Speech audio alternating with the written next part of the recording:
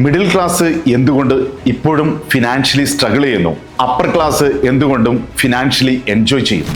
ഒരേ ഒരു കാരണമേ ഉള്ളൂ. മിഡിൽ ക്ലാസ് ആളുകൾ എപ്പോഴും ഇമോഷണൽ എക്സ്പെൻസിന്റെ പുറകെയാണ് പോകുന്നത്. ഉദാഹരണമായിട്ട് എൻ്റെ കൂട്ടുകാരൻ ഒരു ബൈക്ക് മേടിച്ചു, അതുകൊണ്ട് അതിനേക്കാൾ വലിയ ബൈക്ക് ഞാൻ മേടിക്കണം. എൻ്റെ കൂട്ടുകാരൻ ഒരു ഫോൺ മേടിച്ചു, അതിനേക്കാൾ വലിയ ഫോൺ ഞാൻ മേടിക്കണം. ഇങ്ങനെയുള്ള ഇമോഷണൽ എക്സ്പെൻസിന് പുറകെയാണ് മിഡിൽ ക്ലാസ് ആളുകൾ പോയിക്കൊണ്ടിരിക്കുന്നത്. അതിന്റെ ഭാഗമായിട്ട് അവരെ EMI കാർന്നു തിന്നുകൊണ്ടിരിക്കുകയാണ്. എന്നാൽ അപ്പർ ക്ലാസ്സിലെ ആളുകൾ എപ്പോഴും അവരുടെ ഏണിങ്സ് മുഴുവൻ അവർക്ക് റിട്ടേൺസ് കിട്ടുന്ന ഇൻവെസ്റ്റ്മെന്റുകളിലേക്ക് മാറ്റുന്നു, അല്ലാതെ ഇമോഷണൽ എക്സ്പെൻസിലേക്ക് അവർ പോകുന്നില്ല. ഉദാഹരണമായിട്ട് പറയുകയാണെങ്കിൽ നമുക്കറിയാം, റോയൽ എൻഫീൽഡ് 2002 ഇതിന്റെ ഷെയർ വാല്യൂ 40 രൂപയായിരുന്നു. പലരും അന്ന് ലക്ഷങ്ങളോ 10,000ങ്ങളോ കൊടുത്തിട്ട് ബുള്ളറ്റ് വാങ്ങിക്കാൻ അതിന്റെ പുറകെ പോവുകയായിരുന്നു. പക്ഷേ ബുദ്ധിയുള്ള ചില ആളുകൾ അതിനകത്ത് നിക്ഷേപിച്ചു. അവരുടെ 2026 ഇതിന്റെ പ്രസന്റ് വാല്യൂ എന്ന് പറയുന്നത് ഒരു ഷെയറിന് 7,000 റുപ്പീസാണ്. 40 രൂപ എവിടേക്ക് എത്ര 10 മടങ്ങായിട്ട് വർദ്ധിച്ചു എന്നുള്ളതാണ്. സോ നിങ്ങളുടെ നിക്ഷേപങ്ങൾ ഇമോഷണൽ എക്സ്പെൻസ് ആയിട്ട് മാറ്റണമോ, അല്ലെങ്കിൽ